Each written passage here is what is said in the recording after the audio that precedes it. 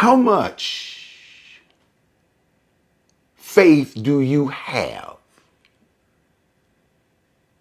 to get to the next through the next 5 minutes of your life? Come on, talk to me. Tell me. I'll be right back. Religion tells you that God is up there and you're down here. Religion tells you that God is over there and you're over here. Religion? Heard it all? I thought so too. Someone once challenged me not to think of the creator of the universe as just some big guy in the sky. I see it as more than that. This power helps us raise our kids. It helps us to get our businesses together. Makes us who we are. Now imagine this power not as some big guy in the sky, but as a power working in you. Now, how amazing would your life be? Looking for something more? Go to myalc.org. That's myalc.org.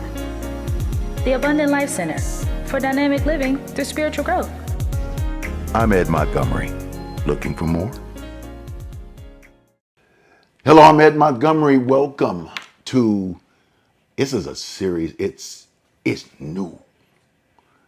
I have not even quite developed it. Actually, I'm sitting here and this thing feels like it is bubbling up inside of me. And I'm saying, oh my goodness, I think we're going to be on to something. You and I are going to be on to something. I am Ed Montgomery. I am the founder, pastor, director of Abundant Life Cathedral, Abundant Life Center. I am the host of, Sensational Sunday. And not only that, I'm the host of something that I'm calling Cracked Faith. Who is that?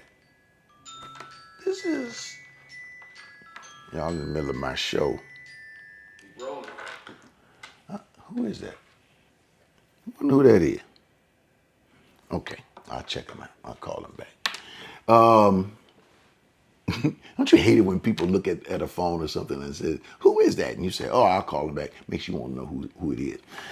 Where was I? I am Ed Montgomery. I am the founder, pastor, director of Abundant Life Cathedral, Abundant Life Center. You can always catch me live every Sunday morning from 11 to 12, 12:10.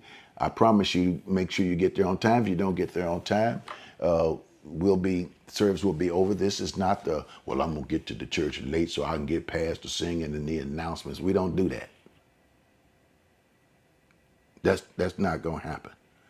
This is a session. This is about a spiritual life. This is a spiritual session that takes place. And in other words, there is the praise and there, what I call the praise, the ascension, and a spiritual session. I'm going to teach and I'm going to help you walk through how to apply spiritual principles to your everyday life. So that's what happens on Sensational Sunday. You can catch some of it on Sunday morning. But also what we do during Wednesday, I'm the host of what I call right now Cracked Faith. That's a new special that I'm doing, and I'll be doing this for a while. And that's what I'm introducing right now. So make sure you hit that thumbs up, that like button. Hit it now because you're going to like it. This helps the algorithms. It helps keeps us going, and it puts us in another place for people to watch, and it tells Facebook and all these people, hey, folk like them. And those of you that might be watching incognito, I know you do it. I don't care, as long as you just keep watching and doing what you do. If you're in the city of Houston, if you're not in the city of Houston, text me and let me know where you're watching this from. Not where you're from, but where you're watching this from. If you're in another state other than Texas, let me know what state you're in. Type it in. Put your fingers to the keyboard. And if you're in another country, let me know what country that is. Comments, shares, we love shares, and especially comments because this keeps the action. It doesn't matter whether you're watching this live or whether you're watching this video wise, I see it. And I go in and I have to blow my letters up because, you know, getting a little age and a little wisdom here. Now, speaking of age and wisdom, I have learned something over a period of time that has changed. And not only has that changed, it has changed, but it's also changed me. I learned faith like a bunch of you have learned faith. People would tell us, you got to have faith. Okay, what does that mean? You've got to have, that means I've got to believe in something. Okay, I think we hear that. Then they tell you you've got to have what? Faith in yourself. And that used to throw me a little bit because I'd go to church and they said, have faith in God. Then, you know, your teacher or whoever on a more secular tone or whatever, a coach or something says, you got to have faith in yourself. You go to church, you got to believe in God. You go the rest of the week, you got to believe in yourself. So the question is, what do I believe? Who do I believe in? Do I believe in God or do I believe in myself? And so you kind of take both of them, kind of believe in yourself and believe in God. There was also a teaching in church that says, how do they say it? You don't make the human flesh yourself an idol. So don't place yourself above God. You just need to believe in God and realize that human flesh, we are all just as filthy rags in God's sight. Some of you remember hearing things like that? Oh, yeah. I didn't grow up like that. My pastor was a lot different. I grew up in a very progressive church back in the 50s and the 60s. I mean, well, I was born back off in that 50s and the 60s. And I'm going to say something about that in a minute. Larry Reed Live, his show, he doesn't watch me, so he wouldn't know anything I'm talking about. But he made a statement, and I'm going to bring it up. So any of you all know Larry, you tell him what I said.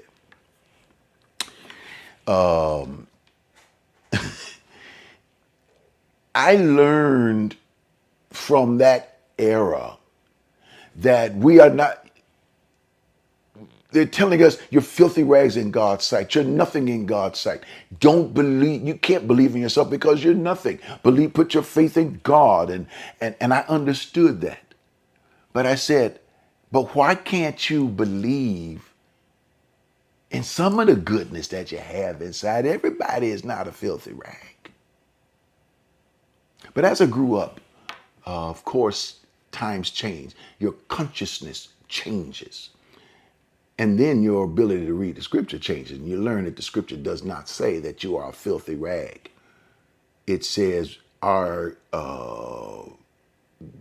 sins are or are as filthy rags in his sight. What does that mean? What is sin? Sin is not the drinking and the smoking and the chasing of the women. And I know people think that's all sin is. And then if you're going to do it that way, then add the gluttony, add eating more than 3 ribs, add the 4th rib when you know your belly is already full, and you add the 5th rib and your belly blowing up even more, and you know good and well you're going to have to go in there and throw it up. So eating more than you need to eat, that's gluttony. Or it's not just lusting after the flesh. It's not just having the sex and doing all of that. It's also you're lusting after the person. I mean, how many people have never gone out and looked at somebody that looked cute and looked good and not just looked and say, When you find somebody and you look at, what in the world are you looking at? And when you say, what's going through your mind? So we understand these shifts and changes of spiritual things. Faith is not just something you have in your pocket or something you hold on to when you need to get a car or get a house or when you need to get through a tough time. What is that? What is faith like that? What is the true meaning of it? So, going back to what I was now I can bring in this whole thing. This guy, on the internet says, and he did preface it by saying, some of you are going to be offended by this. I'm not offended by any of it because I know exactly who I am and I wouldn't even bring it up. It was just, this is funny to me. And he says, any pastors that are born in the 1950s, they need to have a large team around them of people who have young minds and who think if they're going to succeed because they have a certain kind of consciousness if they were born in the 50s. And it's not, in other words, they have that major sin issue and filthy rags issue. And I understand what he's saying. But everybody is not what people think that old style, old school, and there's nothing too wrong with old style and old school in certain areas of town, but in certain areas of life. But when I look at the word sin, I don't think of sin as that, what I said, that running around chasing this, lusting, and that. That's not how I see sin. I see sin as missing the mark. Shooting a bow and arrow. That's the definition of sin. Shooting a bow and arrow, but something's wrong with the arrow, something's wrong with how you shot it, or something's wrong with your aim, or something's wrong with your strength. And so the arrow goes a different way. In other words, there's a lot of reasons that arrow did not hit the bullseye. It could be in your strength. It could be in your aim. It could be in your practice. It could be in how you're doing things. In other words, what you're going to be is not what you are right now. And what you are right now is not what you used to be. But it takes time. So I think differently. And there's a lot of us that think differently regardless of this age. This age where I am right now, thank God for this age where I am right now. It has brought a certain amount of wisdom. And I've begun to see and understand with the consciousness that I have now that a lot of things we teach about faith as a commodity, big faith, little faith, medium-sized faith, faith that's great, faith that's the size of a mustard seed. We would think that faith is based on size, weight, how tall, how small, how wide, how thin. We would think that's what faith is. Faith is what is belief. Belief is the word pisteo or pistis is the same word as faith. But we understand now what is faith. Faith means to interact with something, to connect with something, to trust something. Because right now, listen to this, especially in church, I think a whole lot of us, when it comes to church leaders, I think a lot of us, we say, oh, it ain't no big deal. Everybody's human. I think we got trust issues. Mm-hmm. And trust issues is connected to faith issues. And faith issues are connected to teaching issues. And teaching issues are about the journey that we are on with some people. Who are you walking with? Who's in your ear? Come on now. Who's talking to you? Is somebody constantly telling you you have to have this faith on the outside, or this faith that only they can give you in order to keep you going, in order to keep your ticker working, in order to keep your life spring going? Is this what you're looking? Is this what you're waiting on? Somebody to lay hands on you, to touch you, to push you, to prod you. Is this what you're looking at? Come on now. I think your faith is better than that. As a matter of fact, I think part of the issue is that it's not that you don't have it. I think you cracked it. Look, take a moment. Hit that text to give, 713-742-2035. I need to get this message out. I need you to help me to take it out as far as I can.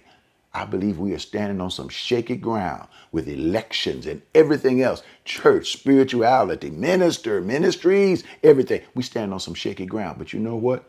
I think we can build some strong faith. Help me do this. Come on, become a part of my great big family. That's what all this is about. The great big family. You can join it. $9, $10, $5, whatever you do it. Text to give or go to myalc.org. Myalc.org. Click that. Hit that button. We're going to take a journey together. Can't wait. Can't wait. Can't wait. It's going to be good. See you next week. Let me break in here for a second. I want to tell you a little secret. There is something I used to do. It was commodity trading.